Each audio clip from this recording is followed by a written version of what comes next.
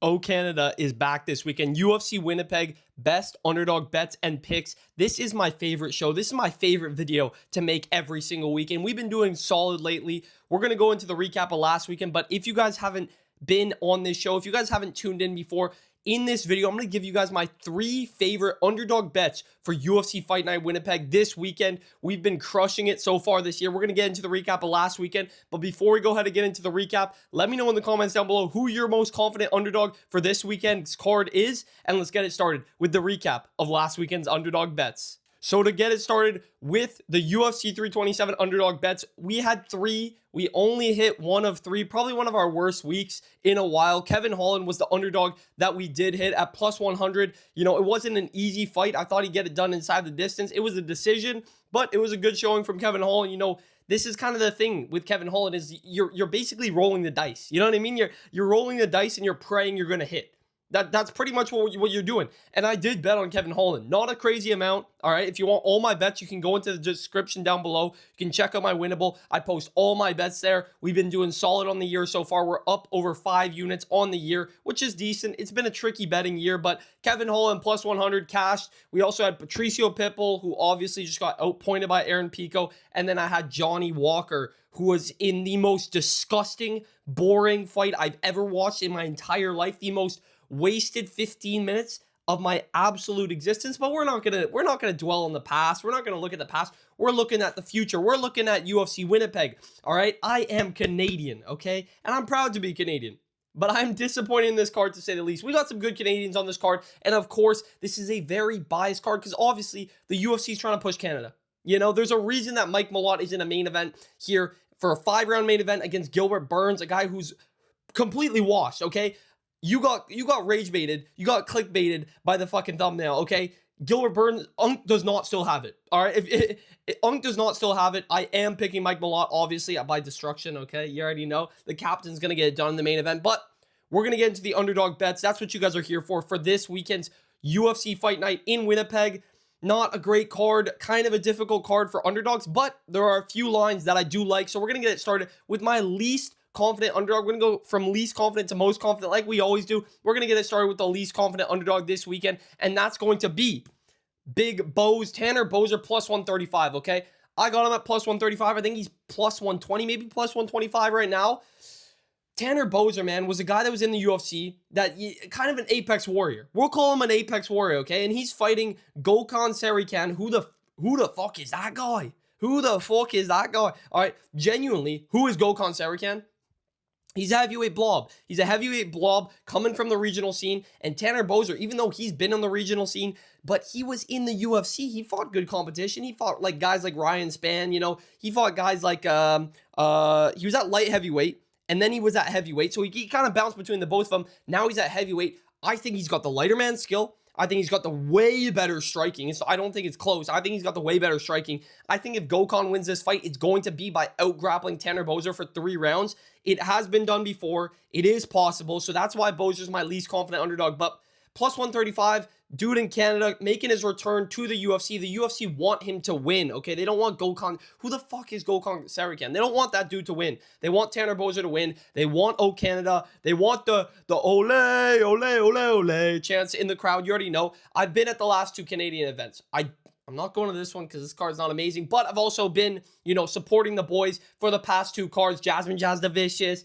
Charles Jourdain, Eamon Zahabi, you know what I'm saying? Mike Malott. I've been at those cards. I've been with those guys. So, you know I'm in that space, man. But Tanner Boser plus 135. Not much to say there. I think he's the better striker. I think he's fought the way better competition. He's the much more tested guy. He's a vet, and he's still fairly young. I think he's still in his early 30s. So I thought this dude was older. He's still young. He's younger than his opponent. No, he's 34, and his opponent's 35. So I think Boser is going to get it done. Plus 135 is a great line. Pick that one up if you guys are interested. We will move on to my next most confident underdog. And this is a guy that I think is due for a bounce back here, and I think this is the reason he's the underdog.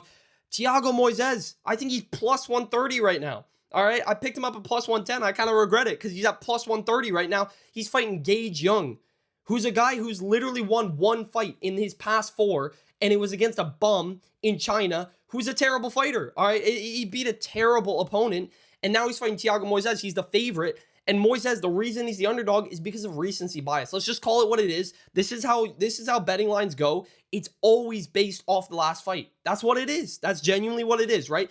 The sports bettors or the sports line makers, they look at the last fight. Oh, he got knocked out. He won his last fight. Okay, he's going to be the underdog.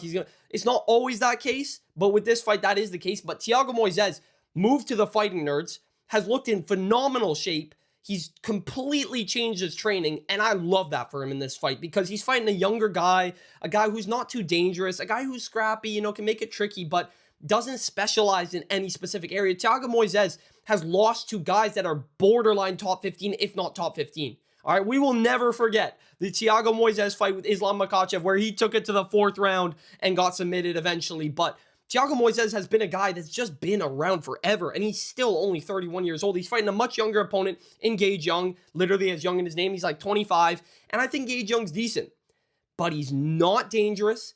He's not more explosive than Thiago Moises. He's not bigger than Thiago Moises, and he definitely doesn't have better grappling than Thiago Moises. So I think Moises can play this fight very safe. I think he can kick at range, and then when he gets the chance to get a takedown, he goes for a takedown, gets a takedown, gets control, maybe finds a rear naked choke, or just hunts submissions, gets a lot of control time here, and wins this fight 29-28, or maybe a 2nd or 3rd round submission. Thiago Moises at +1, I think he's +130 right now. That's a phenomenal line. It's a great line in a guy that's just been losing to genuinely some of the best guys in the division. Just lost to Jared Gordon, right? He got knocked out. Was a very bad look. He looked chinny. But also Jared Gordon's been a guy that's been up there in the rankings, right? Like he's fought vets. He's fought really good opponents.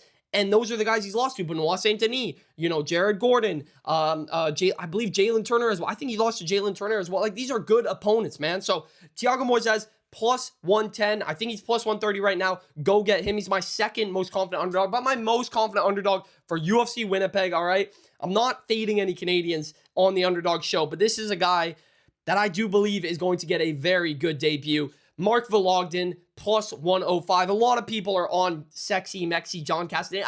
I get it. All right, I get it. John Castaneda is a vet. He's a guy who's been around. You can fairly be confident in him to get a 29-28. You know what I mean? And that's what everybody's betting on him to get this weekend.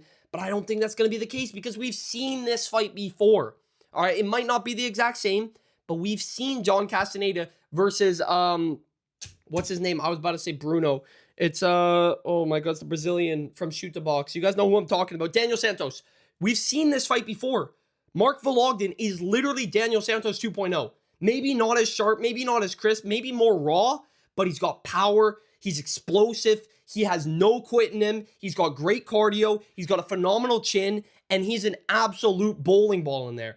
Guys like John Castaneda are doing good against guys that aren't dangerous or guys that just can't push that pace and break them. But when there's a guy like Daniel Santos who just won't quit, almost got finished in the 1st round, came back in the 2nd, landed that nice knee, just flurry breaking John Castaneda, mixing in the wrestling, that's what works. And that's what I believe Mark Vologden can do here. And I believe he's going to get a 2nd or 3rd round knockout in this fight, just like Daniel Santos did. I really believe that this is a similar matchup to that fight. I know Mark Vologden's more or less tested, less proven, especially at this high level, but he's fighting a guy who's on a 2-fight losing streak in John Castaneda, probably fighting for his career at this point, because why would you keep him if he loses to Mark Vologden? You know what I mean? But Mark Vologden had one of the best Dana White Contender Series fights of all time. And I know that's not saying much because he did get hit a lot. He did lose that fight, but he showed no quit. He showed a phenomenal durability. He had puncher's chance every single time. The guy he was cracking had an absolute iron chin on him. All right. And that dude's fighting next weekend. Okay. So we're going to talk about him next weekend, but that dude has an iron chin on him. And Mark Vologden couldn't put him out because he was just so durable. I don't think John Castaneda is that durable. So I'm going to go with Mark Vologden. I'm going to take the shot on the debut. I understand if you guys don't want to, but +105. I'm going to take the plus money in a fight that I believe is 50-50, in a fight that I believe Mark Vologden's more dangerous in. He's more durable. He can push the pace better, and he's got better cardio. We've seen John Castaneda tire out, especially when there's a little grappling mixed in or some clinch work, which I believe Mark Vologden is going to be the better guy at. So I'm going to go with Mark Vologden, +105, my most confident underdog for UFC Fight Night Winnipeg. Those are all my underdogs for this week. We got Mark Vologden, +105. We got Thiago Moises plus 110, and then we got Tanner Bozer at plus 135. Those are all my underdogs. Let me know in the comments down below who your favorite underdog for this weekend is, and go check out my Winnable in the description down below. You can get all my bets for this weekend. Hit the like button, hit the subscribe button, and I will catch you guys in the next video. See you.